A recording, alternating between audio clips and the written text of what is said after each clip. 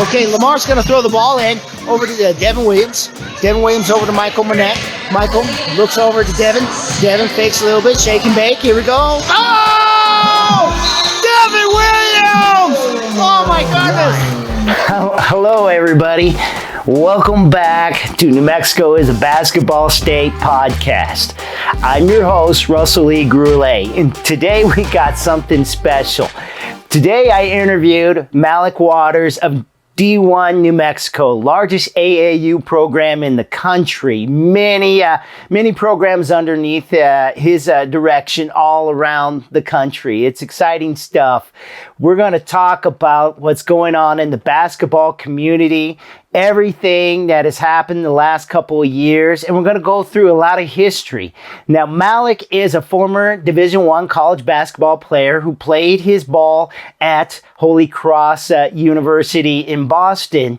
He was recruited by a lot of people when he came out of New Mexico. He started his career in Berlin, went to Manal, and also finished off at Ruidoso. He was a top 100 recruit. He was recruited by the likes of USC, UCLA, UNM even was in that race. And this was during a time when there was a lot of Division I recruits out of New Mexico. So we talk about all those things and we go over his program and the many different topics that are on a lot of people's minds this summer and what's been recently happening. So let's get right into it. It's going to be a fun time.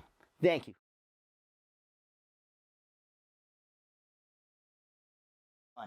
All right. Hello, everybody. We're about to start the 18th, or is it the 19th? I think it's the 19th one. I have no idea. 19th episode. He's been keeping up. I'm here with Malik Waters, who's head of D1 New Mexico, largest AAU program in the country. And we're going to talk about a lot of stuff today, right? Yes, definitely. I mean, you played at Holy Cross. We're here at Manal, where you played. And you had quite a few experiences back in the 90s, right? You were telling me about UCLA and all these different, the recruiting process. Yeah, it was quite different back then. I mean, like I said, I remember being in this gym right here, going up and down, and coach stops me, Malik, you got a call. I go in there and it's Jim Herrick on the phone, UCLA, and, get in there and talk to those guys. That's just how it was back then. We didn't have social media, so they didn't get to see certain things like that. So, they saw me out on a summer circuit. Even then, like these guys will play 8-9 tournaments and 40-50 tournaments by the time they graduate. And I played in, I believe, six overall AAU tournaments in my high school career. So it was, you'd go to Arizona, you'd go to Vegas, and that was it. That was it. Those were the two stops for AAU back then. So old times. And then basically, so we had just the journal. That's all we had, like the journal here in the state, so nobody really knew anything. Mm-hmm. And it's the same guy who's still writing there. I think you just noticed, isn't it? Yeah, still the same guy. And we didn't have any of that stuff. And actually, we played against each other 20-something years ago. So, I mean, we're old, right? Don't put that out. You say a long time ago. Long time ago. Okay, all right, last century. It's true. What are you going to do, right? But now we're in, 2022, AAU, 50 tournaments. Kids are doing all kinds of crazy stuff. What kind of stuff are you seeing right now in the game as far as summer ball, as far as the overall scene? What's on your mind? I think what I see a little bit too much of now is I feel like guys want to be validated. And when we spoke about rankings and, you see stuff on social media and things like that, rankings are nice, but who cares? Right. Because it's just the opinion of one person. It wasn't a poll taken throughout New Mexico or, high school coaches or country. It was one person that sat down and said, oh, let me rank these guys. So someone that's not in the top 5 or not, in the top 10 or who cares? And that's what I tell these guys. Don't worry about that. Because in my opinion, if you're not number 1, you should be mad. So that's the only spot that matters.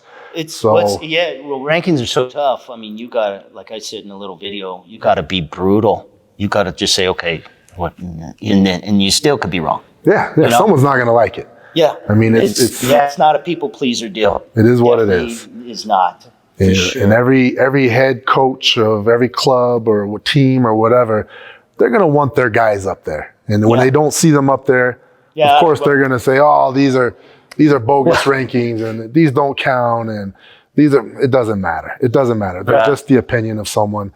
And I think, like I said, everyone's looking for that validation. If you're good, be good. Right. And be good for yourself. Don't be worried about everyone else, because if you're good and you're happy with your progress, everyone else will see it. And that's all that matters. Yeah, they always find you. Yep. And that's what I was always told. You know, I came to this school, transferred from Belen. I came to this school, and I was a very, very good athlete, but I wasn't a very good basketball player. Right. And that's what I wanted to become. And I knew this school was a two-way school at the time. Right. And, you know, my mother, who knew nothing about sports, I was a little worried about stepping down a level in competition because, you know, even though I was at Belen, the number one team in the state was Academy. Right. The number two team in the state was Capital. Yeah. So, I mean, I was leaving that district to come to Little Manal that was playing, you know, Lordsburg and Hope. Yeah, Hope. That was with Jim Murphy. Yeah. But Hope wasn't Hope. Yeah, because we would beat up on Hope back then. Yeah, we only Jim Murphy barely won a state championship yet. Yeah, that hadn't happened till much later. Yep. And so that's, we were a small school. Coming from that district to come to this district. Yeah. People were like, "Why would you do that?" And you know, I was questioning it myself, and then my mom would always tell me, "If they're good, they'll find you. If you're good, they will find you." And that's what I took into consideration. That's what I took to heart, and that's why I came here to become better.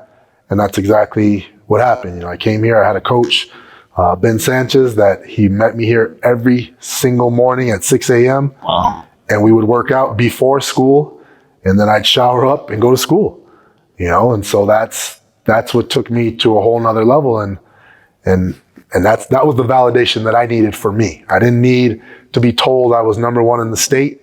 I didn't even know if we had rankings back then. Well, Bob Gibbons, and we had like Blue Ribbon, Street and Smith. Well, when Street and Smith came out, it was like 100. They gave you one guy, yeah, and then everyone else. Yeah. And so I think at the time it was Kenny Thomas came out as our player of the year. Yeah. And then everyone else, you know, so myself and AJ Bramlett and Taman Domzowski. And, Larry Ayuso. And we were Roswell. We were all just in the box underneath. And then you guys all went to D1 schools, big ones. Yes. Duke, Arizona, New Mexico, Holy Cross. USC. Larry went to USC. Right? Larry went to USC. Even, I can't remember who else was it. Jarvis Mullahan from Navajo Pine, a small school. He went to UTEP. Yeah. We had all the Hobbs kids that went to Northland Pioneer in Arizona. Lenny Hawley, right? No, Lenny was before. Yeah, it was a little later. Rod Hutchings. Right. Rod Hutchings was one of them. He was amazing. I mean, we were loaded back then. So New Mexico was, we weren't just on the map. Like, we were on the map nationally. Yeah. So it was BCI were the two tournaments. Right. The two teams in New Mexico lost in the championship in Arizona. Right. And then we won the championship in Vegas. So those were the two tournaments back then. So New Mexico was in both. Right. Which was unheard of. It's unheard of. Yeah. You know, you look up in the stands and you're looking at Bobby Knight, Mike Krzyzewski, John Thompson. They were all there. They were at our practices. Like, it was amazing back then. Yeah. I mean, it was huge. It was big time. But what's changed? I mean, what's changed now? Well, now, I mean, even the now has changed from 2 years ago. I think just the whole landscape of college basketball and even sports is changing with the NIL deals, right? With the transfer portal, which is absolutely killing, you know, scholastic athletes, because now, you know, if I'm a head coach at a Division I school or D2 school, whatever it is, right, I'm looking for job security. And if I'm recruiting two kids, one's a 23-year-old sophomore, junior from BYU North type Carolina stuff, or right? something, and you're a 17-year-old kid that's talented, But we don't know. I'm going to take that kid all day. 40, but here's the thing. I saw a stat. 46% of those kids in the transfer portal, and I don't remember where I read it.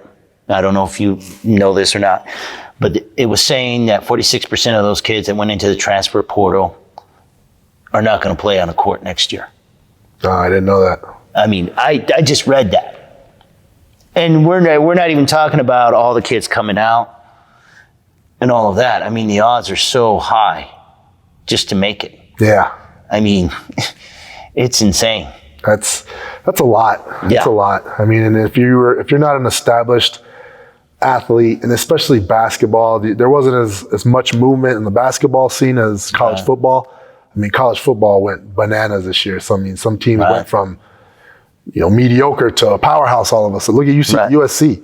Yeah. I mean, just getting those transfers in at the receiver spot, who won the Biletnikoff Award the year before. He's the best receiver in the country, and now he's at USC as a junior. So, things like that.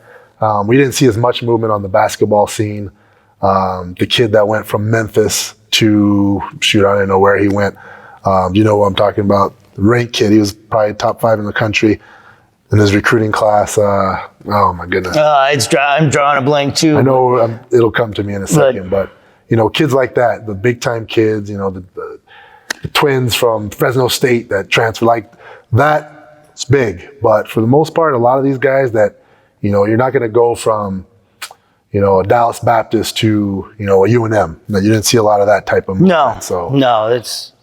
I think it's all kind of settled as far as where kids are going to go and this and that. And I kind of look at it as if they don't know you by your senior year or summer before your senior year, your window's pretty much closing. Is that kind of the gist of it? But that's pretty much hitting the nail on the head. But then that's what's opening up all these prep schools all over the place. Right.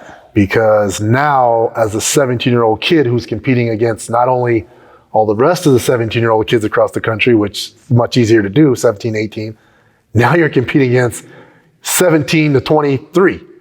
Right. And so a lot of kids are going to lose that battle because you're not walking in. No. When I went to college as a freshman, I was 165 pounds. So you're not gonna walk in with that LeBron James man body on day one of college. So those guys, they're gonna choose those guys all the time. So that's why these kids are taking the extra year or 2 or reclassification, kind of crazy, sometimes 4, reclassing and doing that. Yeah, they're just trying to get more seasoning and come out a little more ready. Is it a benefit though? What's your thoughts? I mean, personally, I'm not a firm believer in prep schools. But I'm old school. I think if you're good, you're good. Right. And if I'm good, I'm going to be good against everyone that's my age. Yeah. If you're a little bit older, you have a chance of being better. Yeah. Because you're older. Yeah. So you've been doing this a little bit longer. Yeah, a little more maturity. So that's what that is. But I mean, I'm just not a believer in prep schools. I think it's to the point where it's watered down now. Back in '95 when they started popping up, like I was telling you, Finley Prep, you would have Las Vegas, people like that. 5 or 10 schools across the country that would beat up on each other, but there was 8 or 9 high major guys on each team. Yeah. You'd have a Beaver Country Day that would go in and they would play against UMass. They'd play against Holy Cross. They'd play against their freshmen and sophomores. So these prep school kids were playing against freshmen and sophomores that are Division I players. Right. So my freshman year, when my coach came to me at Holy Cross out in Boston, he said, "Hey, we want you 2 freshmen," because we had 2 freshmen in our recruiting class, to play against this prep school coming in right after practice. And I'm like, what the heck is that? What's a prep school? Prep school. So, I'm like, I don't want to do this, Then they walked in the door and I see, 7 feet Randall Jackson and, who was their point guard out there? Wayne Turner. And I'm like, okay, Kentucky, these guys look a little different. Yeah. And we went up and down against these guys, and I mean, it was bananas. Yeah. And after the game, I'm like, who are these guys? And when, one of my roommate, who was the other freshman who went to school in Boston, he's like, that's Wayne Turner. That's Randall Jackson. They're going to Kentucky next year. Like they're starting at Kentucky. Yeah, Rick that's Pitino's kids, right? So that's prep school. That's what I get. That's my thought process when I think prep school. But when I think, this guy was the eighth man at, Hope. Now he's playing at this prep school. And that to me, what are we doing? And he's being promised an opportunity, I guess, to get a scholarship, right? I mean, I don't know what's being told to some of these guys. I don't know. This is what I hear on the grapevine, and the streets talk, of course. So this is the stuff I hear. It's okay for a kid to play at any level, right? And I think us adults have to be more realistic with some of these kids. Yeah. And tell them, hey, there's nothing wrong with going to a Division II school, a Division III school, an NAIA school, right? Oh, yeah. Junior college. Oh, yeah, that's awesome. I mean, it's nothing, because some of the best players I've ever seen have come out of a junior college. Anytime you can play outside of high school, it, to me, is a good deal, and be able to put a uniform on. That's to me. Anytime you can get your college education paid for. Yeah. Oh, is yeah. a great deal. That's huge. So if you're going to play at that level, that's fine. Go get that degree and come out of there with that thing paid for. And now that burden's not on your parents. Yeah. And you accomplished the goal. And you're not in debt 10 years from now. You're not $100,000 in debt, and you have a chance to buy a house or do whatever you want to do. You get to start life on the plus side of things. Yeah, so. On a good financial setting. Yeah. But no, I mean, I don't know what's told to a lot of these kids, and I do feel like they're sold something that doesn't come to fruition, and then it's a letdown.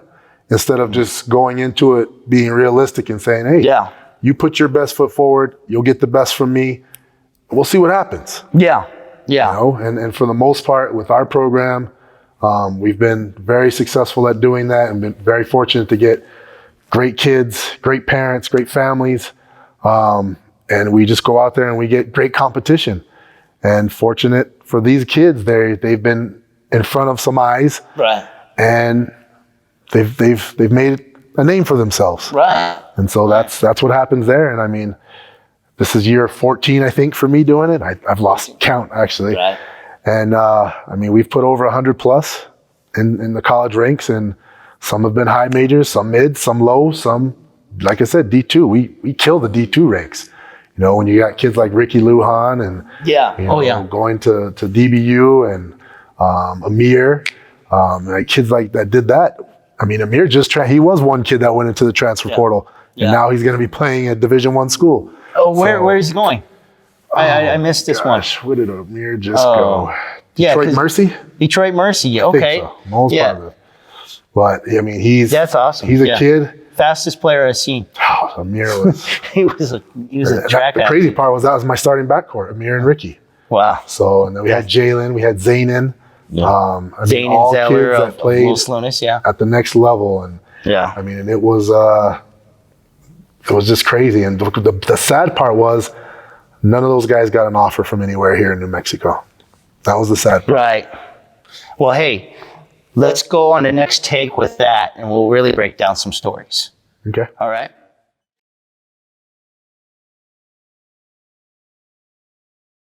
All right, so we're back. We're going to talk about UNM. Have they been recruiting kids here in New Mexico? I mean, you were telling me, when you were being recruited by all these places, that they wanted you to go to JUCO. It seems like that trend, is that still going on today? I mean, well, back in those days, like I said, I mean, we had 8 guys go Division I my senior year. And that was a lot. One of them went to UNM. Yeah. And he wasn't necessarily from New Mexico. He was brought El Paso. He was brought from somewhere else and ended up going to Albuquerque High and then going to New Mexico. Right. But I mean, to lose a guy, a Taman that went to Duke. Like I said, Larry that went to USC, myself all the way to Boston.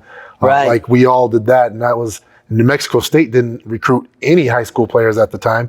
So it was just a little different. But, but I mean, that was Neil McCarthy. I could tell you a story of, because in my opinion, and again, this is my opinion, you know, when I talk about Ricky was a special dude. Ricky Lujan. Yes, I ranked in number 1.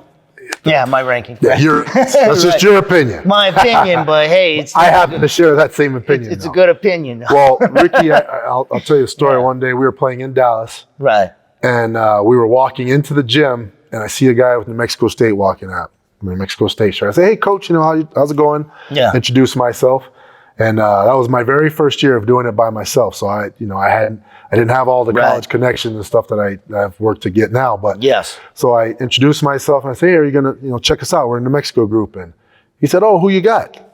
Which shocked me a little bit because Ricky was about 5 minutes away from his campus. Wow. And so I said, I got this kid Ricky you might want to take a look at. And he said, I'll catch him another time.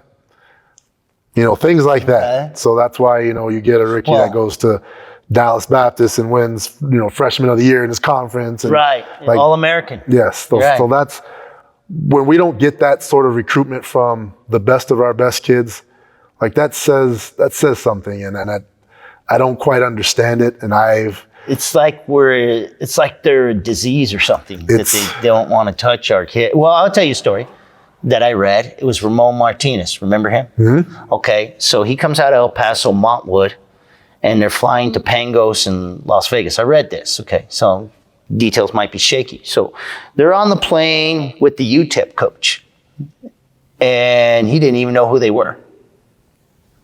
Yeah. And then he ended up coming here thanks to Richie McKay, and the rest is history, right? Yeah. He's a good college player. He did some pretty good. I mean, I figure if I'm a college coach and I get a new job in a new area, the very first thing that I want to do is figure out who are the best high school programs, right, and who are the best players on those high school teams, right, and then go to the AAU programs, right, and say who are the best programs there, and who are your best players, not the best players from your state. Who are your best players? Right. That seems like a logical thing to do. Have they contacted you? Oh, I've never talked to Coach Patino. I've talked to a couple of their guys. Richard Patino, he's never come by? Or I mean, you're the largest AAU program in the country. I mean, you got all those groups, D1. We have groups. Chicago. I mean, if he came to me and said, "Hey, coach, I'm looking for this kid, a 6'9" wing," I could call, Coach Carter and from my Chicago Demons program in Illinois and say, "Hey, coach, what do you got?" Yeah. "Oh, well, I got this kid that's 6'8". Hold on. I put those two in touch, and now you got that kid from Illinois. Yeah. So, I mean, those things, I don't go out of my way to help their program. I mean, that's something I feel should be in reverse order. Because I do have a lot of kids, and I have a lot of kids from all over, not just New Mexico. When I had Isaiah Carr, they didn't come after Isaiah Carr until it was too late. And I remember the phone call. We were driving back from somewhere, and Grand Canyon GC had already sold Isaiah. He was done. Yeah, we had just gotten off. We were at a gas station, just gotten off the phone. We got back in the car, and I said, "How do you feel?" And he was like, "I like it." UNM came heavy after that. Okay. And I'm like, you got a 6'11" kid as a sophomore. That's a kid you should be on. Yes. If he doesn't pan out, that's okay. If he's not what you're looking for, that's okay. Right. But if he does, you're the one that's been on him, that's been in his backyard. And a lot of these kids, they don't want to go from home. They want to stay home. They want to play in front of their friends and their family in a great, you look at in this country. GH, right? New Mexico State, he just offered Daniel Jacobson, the La Cueva. Exactly. 7 foot. His dad told me he was 7 foot in socks. Yes, and still growing. Yes, still growing. And so it makes sense. He's going to go into his junior year. Gary Hayer, I think is his name. Gary Hayer is now offered him a scholarship. Yep. Just like that. And same with Jalen Holland. And I will give props to New Mexico State with Coach H. He's one that's been on it. I've talked to him several times. Wow. I have a couple of kids that are out of Bella Vista in Arizona. I've sent him some stuff, and I mean within minutes. Coach H is like, "Hey, who are those guys?" Yeah. And so that's a group that has been on it. Coach Davin at Eastern. He's he's a real nice guy. Definitely on it. Coach Owens, head coach Owens. They're great people. I went out to their elite camp and had a blast. They're great people. Those guys. I mean, I'm not I'm not Bob Givens. I'm not anything special. Right. But I've been around the game. I've been a part of the game in New Mexico for I don't even know how many years now. Yeah, we're going a long time. I've played at every level, and if I go to you and say, hey, I got a kid that can play, you should take it as I got a kid that can play. Right. I don't have a kid that plays basketball. I got 2 daughters. I'm a girl dad. Yeah. So I'm a cheer dad. Yeah. So I mean, I'm not doing anything that I do for any hidden agenda. I'm not trying to get my kid on the scene. I do this because I love it. I do this because someone did it for me in this very gym right here. Right. I mean, you're part of my workouts here just a while ago. Oh yeah, yeah. I do this because this is what I love. Nobody gets rich off this. I know this. No. I mean, just to go, let's go there. Gyms and stuff, okay? Just to explain to people, when I was at the Bull Snakes, it was very difficult to get gyms. It was expensive. It was like $400 or $500 for like a couple hours. Charge you $40 to run the scoreboard. These are the things do you go through all this stuff? Just doing this program, just trying to, the cost of it all, just traveling and everything. With our youth, we do. I mean, because those guys, they want to practice. They don't have the date restrictions that the high school kids have. They can go all the way through October before their parochial school starts, their league start, AYBL, whatever it is. So they can go for a long time. So those guys like to practice a little bit more. The high school kids, they don't necessarily want to get in the gym to play. They want to get in the gym to work. Yeah. And a lot of these kids can't find gyms. So that hurts them. So a lot of these guys have to go to a sports and wellness or wherever else. And, a lot of these kids are allergic to going outside nowadays. So I know, right? If they don't get in the gym, right, they don't get in work. Right. And that's tough. And I think that hurts a lot of New Mexico athletes because we don't open our gyms to our youth. And if they're not in the gym, what are they doing? They're sitting at home on the video games or on their phones, not doing anything. And so that's why it's getting tougher and tougher to find, that crop of kids that are the best of the best, not only here, but in Arizona, in Colorado, in Utah, in California. Because they're not in gyms. Because, they could be the best of the best here, but you go to Texas, and those kids are in a gym all day. Oh, yeah. Because, one, they got a ton of gyms. Yes. Yes. 2, the coaches just opened the dang gym for them. Mm-hmm. Here, you don't get that. You can't get that. No. You get a kid in the gym for 2 hours at Valley High School, 30 minutes later, you got an APS or APD officer standing there saying, what are you doing in here? Monica McComas doesn't know you're in here. You're not paying, $35 an hour to get in here. Get out. And that kid's not doing nothing. He's just trying to get better. So, a facility like this. Yeah. That's why I think Manal is one of the best gyms. You got to know somebody, basically, from what I found, and just to get in a gym. You can't get in unless you know them. And if they don't know you, and this is taxpayer-funded gyms, okay? This is APS taxpayer-funded gyms. We pay for them. They won't let you in there. No. If they don't know you. No. Yeah. And even then, I mean, for some of the programs, a lot of guys in like smaller, Blacktop and other groups that want to get in gyms a lot, it's hard for them to even get in gyms because now, as a high school coach, if I'm a high school basketball coach, what's my incentive to come and let you in my gym? To go out of my way, leave my living room, to come and let you in my gym? Right. Because even if you're paying to come in my gym, it doesn't go to my program. It goes to APS, which goes where at that point? So, I mean, I think if they change the rules where, like I said, we'll just use Blacktop, for example. If they want to come in and use my gym, and they say, hey, coach, we want to buy your program new basketballs. Right. I'm coming to open the gym for you. Because now there's incentive for myself, for you, it works. And until they change that rule, our kids aren't going to be in our gyms. Right. Well, they haven't been in forever. Yep. And it sucks. It's sad. We don't really have any great facilities that, it's just little gyms here and there, things like that. How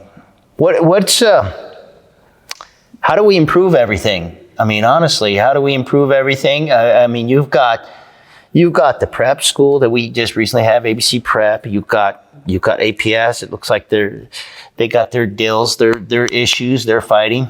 And of course, you don't have a prep school, so you don't have to worry about all that. But I mean, you got all these things going on now, and then gym access is tough. I mean, what's next as far as things go? I mean, how do you solve all this? Because everybody wants to go and I don't solve anything. I stay in my lane. Yeah. I get my guys from April to August. Yeah. And then the rest of it's just this type of work. We come in and we get skill work. That's all I do. That's my agenda, and that's what I stick to. I would want no part of a prep school because I mean it was actually brought to me before all of that even started.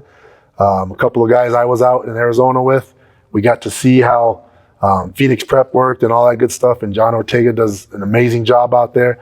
The thing that people didn't realize when they came back to do this is that, you know, J.O., he gets $250,000 from one person every year. And so when you start off on that foot every single year, they're in a good situation. So these guys came in and I felt like they worked backwards. I mean, the idea of it, it's a great idea. Yeah. It fits it. It fills some needs. Yeah. It does. And I mean, and that's where everyone's going. I mean, Arizona went from 3 prep schools to 12 prep schools in a 12-month span. Yeah. So, I mean, it's the fish are in the water for these kids. And I mean, to have it happen here in New Mexico, I mean, the idea, like I said, not a bad idea because otherwise we're going to lose some of our kids to the prep to Arizona. Yeah. You know, Marcus and kids like that, Dylan that went out there.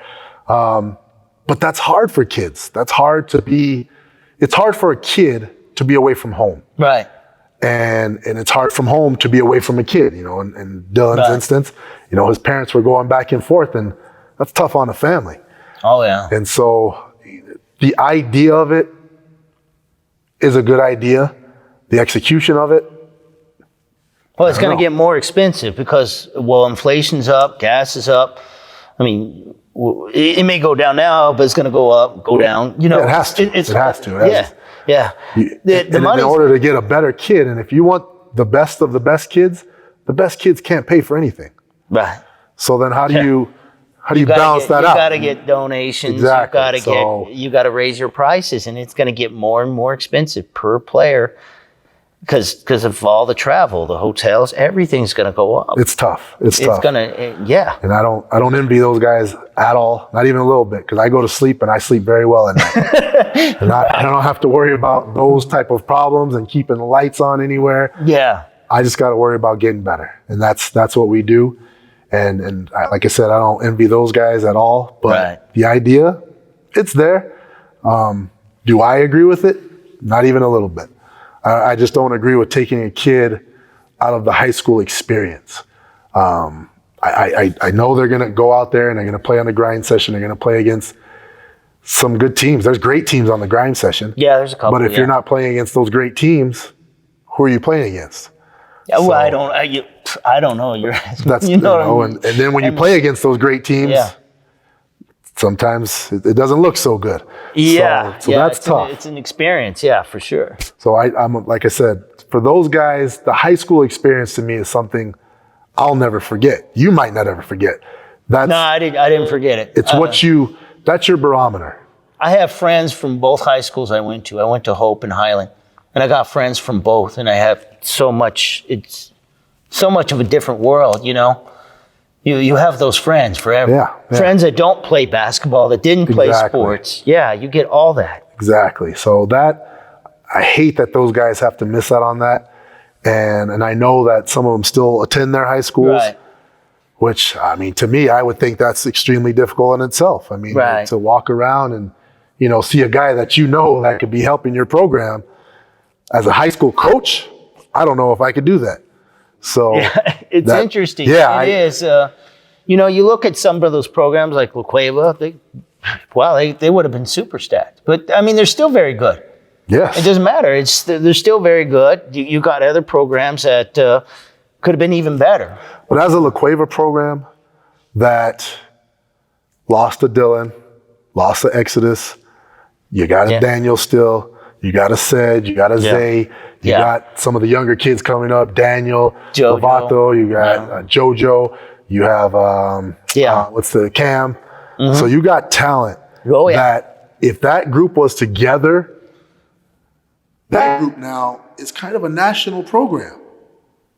Because they can go out and Bishop compete. Gorman type of deal, right? Yeah. And now that program, you got younger kids now that instead of saying, I want to go to that prep school, they say, I want to go to La Cueva. Yeah. And now La Cueva becomes a powerhouse. Right. As a high school organization. Yeah. And now those kids start going all over the place. And now that raises the level of competition at a Volcano Vista. Who can have the same thing when you have a Shane, you have all these kids that you start building because now they want to best La Cueva. Right. And now the high school aspect of basketball does this. And then your state tournament is sold out. It's bananas. Yeah, it's sold out. Exactly, sold because out. now you have the best. Yes. Yeah. And that's what it's making it a little watered down. I'll tell you this. I had parents tell me, well, New Mexico high school coaches aren't able to develop D1 talent or something. And I don't know if that's really their job, to be honest with you.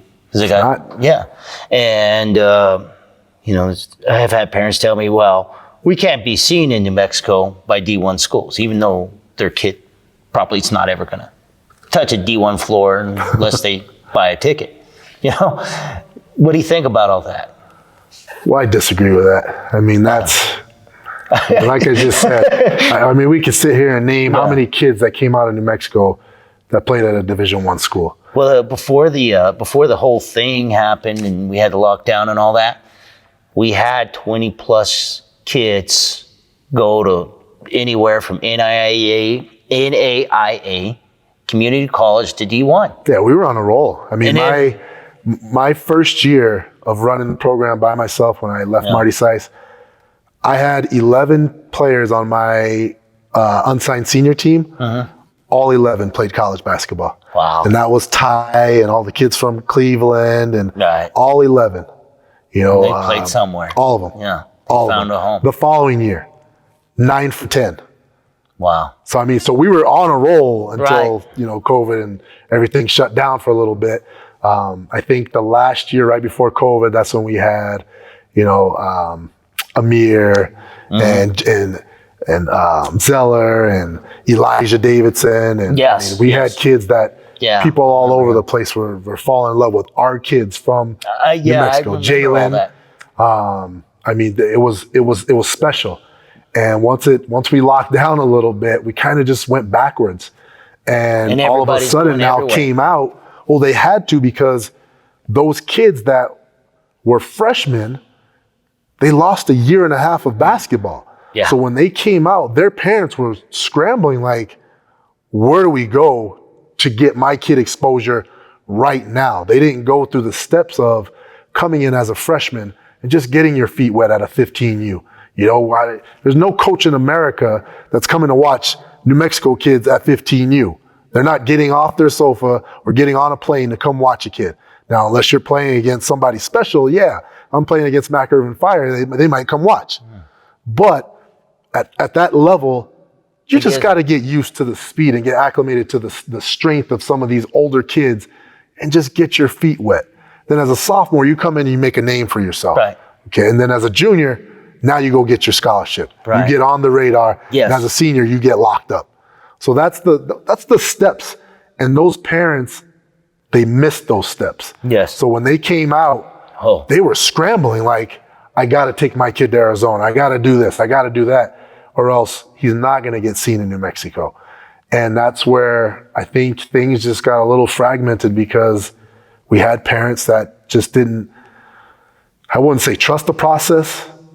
They got gypped out on a year and a half of the process. And so everybody did. They were trying to make what they could out of getting their son or daughter exposure like that. So yeah, and there was really, everything wasn't ideal, and it seemed like people were just throwing stuff against the wall, hoping it would stick, and that's what happened. And then you had no spots really because those other guys in college were granted a year because of all this. Yep. So it was just a complete total bottleneck. It was. And now everyone's trying to hit the reset button now. Yeah. And I mean, the high schools they're recovering. They're still recovering, getting some of their young guys now, intertwined with some of their older guys and getting that connection and AAU programs. I mean, I had to hit the hard reset button. I had to start over from the top and bring in 10 new guys. And then from my youth aspect, just trying to fill in each gap at each level so that, you have that continuity going through, each grade level and they get better. And so it's been tough for everyone and it's starting to become a little bit normal again. Yeah. So, I'm happy for that. And you're starting to get the carryover and your core groups are starting to travel now. My 15U is going to carry over, 9 guys from a very successful team. My 16U, we brought our core. We add to our core. We brought in, 4 or 5 guys that are on our core. So now we're adding to that because now they're our 17U. So, it's starting to travel. Our 14U guys who are now our 15U. Now we get. Well, you have a nice 15U. Yeah, we got 26 guys that we can now pick from. And now we have 2 teams at the 15U. And, like my 15U group that you saw that are now going to be my 16U group. Yeah, they're going to be a very good group too. They're probably going to start getting some offers. Yeah, that's special. That's a special group. Yeah. I mean, I already have 2 kids on that group that have Division I offers right now. Yeah, Zane and Dylan Novak, the other guy. Novak. Okay. So I mean, and the crazy part is they're probably the second and third best players on the team. My little lefty Uriah that's the one that's. Yeah, we'll hear about him. Yeah. So. Yeah, he's pretty nice. It's a special group. So, and that group, like I said, it just leads to more. Just kids see that now. My 15U group that's coming up, they're going to see those guys and see, dang, I need to get there. I need to be better. I need to work on my game. Yes. So they can be the next group coming up and I get a lot of flack because a lot of those guys, it's a 50-50 split. I got 4 guys from Arizona on that team. I have 1 from Colorado, and then the rest of New Mexico kids. But I tell people this. I said when I came up into basketball and I left this state to go to Boston to play basketball, and then I left that state to go to Virginia to play basketball. Basketball it's not a New Mexico thing to me. It's basketball. Right. And it's basketball everywhere. So I don't care if the kid is 5 minutes down the road or 400 miles away. If they want to work with me and they want to trust me to help them get where they want to go, I'm all in. So I'm married to the game of basketball. I'm not just married to New Mexico basketball. Right. And so that's the difference between, what I do and other people, what they do is just because I don't care. I don't care if you're rich, poor. I don't care what your parents do. If you want to invest and you want to trust, let's go. Well, that's awesome. I mean, that's the thing. Where do you think, since as far as like everything with changing, where do you see the game in like 5 years with everything that has happened just here in the state of New Mexico? Because most of the audience is from New Mexico and they're going to want to know what your thoughts are as far as like New Mexico high school ball, ABC prep doing its thing, you and everything. Where do you think everything's going to be in 5 years? Hey, can you make a Nostradamus prediction? I know we're just one thing I think that I've been just taking notice of that I think people aren't paying attention to. The girls that we have in this state are freaking believable. Yeah. Bella Hines, right? Yeah. If they can all lock up and link up, they can start to build something special. Because what they don't realize is they got so many other little girls that are watching them. And they're saying, damn, she's good. I want to do that. And at that age, at the younger age, girls are more one-track minded and they can focus more on a goal than boys. And so I think if it keeps going at this pace, girl basketball in New Mexico can be something special. And we got a program in New Mexico that's not afraid to recruit New Mexico players. Like Bradbury, right? Yes. New Mexico, And so University of New Mexico, yeah. that could change a lot here. And in 5 years, I think if it does happen, that's going to be scary. On the boys' side, I mean, I don't know if the prep school is still going to be here in 5 years. I mean, that's something you don't know. That it's return on investment. It's about money. Basketball is still going to be here. Yeah. I'm still going to be here in 5 years. And even if I'm not here in 5 years, my program will still be here in 5 years. And we will do what we do. And I think if we just stop diluting our own product and separating our kids like we're doing, I think New Mexico can go back to those days where, 1995, where you had 10 guys play Division I basketball on one team. And it's because you're taking the best of the best and you're putting them together. And, when you have that, that's when New Mexico's on the map. And we're not on the map fragmented. So... just everybody going to different programs and stuff. Yes. And I mean, there's just too many egos involved. Well, there's been mention of that before, but you got one group that says, well, I want all the players to go there to that guy, or I want all the players to go to you, or I want all the players to go to that guy. That's what's been going on that I've observed anyways in the last couple of years. It's been that way. Yeah. You go to a lot of this stuff and do you ever see my face anywhere? No, I never see you there. Because that's not what I'm doing. Yeah. Because you're not going to, this picture that we took in Vegas when we won the whole Vegas tournament, that was the very first picture I've taken in years, just because it's not about me. Even for me, just to do this, I wanted to do this because I've seen a lot of people that have a lot of opinions. And I got an opinion too, so I wanted people to know my opinion. Well, and what do you think of the tactics and the things that are going on out there? Social media, I'm being recruited by this guy or this school, or don't sign at that school because I want you to go over here. What do you think of all that? I mean, you've heard that stuff and seen that stuff. I've definitely heard it. I've definitely seen it. I've even had some things that have been brought to my attention from my own players, scholarships being promised to my guys, that if they go from this program to this program, this is going to happen. And at that point, if people, I'm not going to fight for someone to trust me and believe in what I do. Mm-hmm. That's just not what I do. Right. If you're going to bring your kid to my program, that's telling me something right there. You're trusting me. And I'm not going to abandon that trust. I'm not going to downplay that trust. Right. I'm going to treasure that, and I'm going to honor the mutual interest that we have in improving your child, not only from a basketball standpoint, but from an overall growth standpoint as a young man growing into an adult. And I take that serious. And I'm never one to promise anything to anyone. That's one of the first things I ever say to anyone. Right. I'm not promising you anything. I'm not promising you playing time. I'm not promising you a scholarship, because I don't have that power. Nobody does. You get out of this what you put into this. And that's the only thing I can promise. Well, who can guarantee a college scholarship? I mean, you've been there, you've gone through the grind, the whole thing. Who can legitimately guarantee? A college coach. That's it.